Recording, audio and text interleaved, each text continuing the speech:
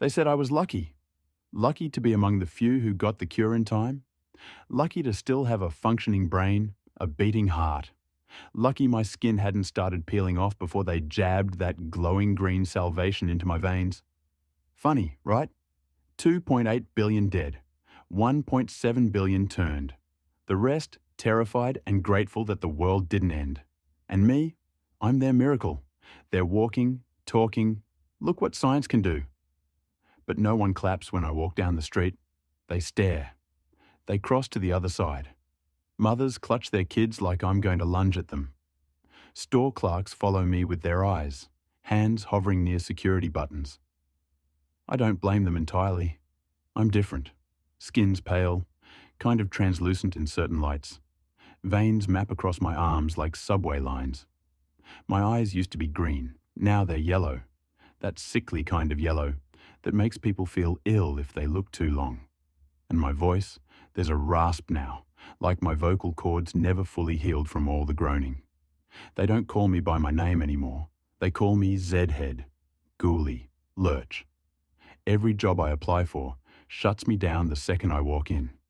No one wants to hire a former flesh eater, even if I never bit anyone. Even if I was cured before I got the chance. Therapy didn't help.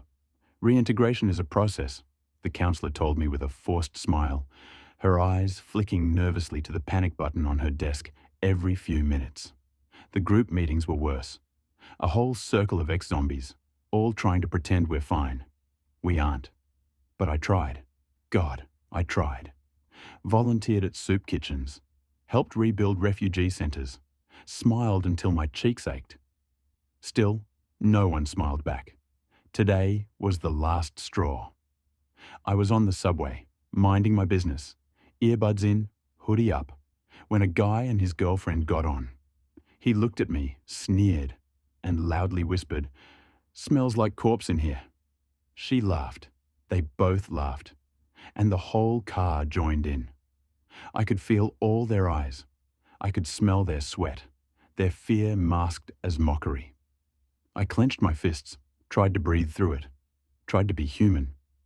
But then the guy said it. Should have let them rot. And something inside me snapped. I stood up slowly.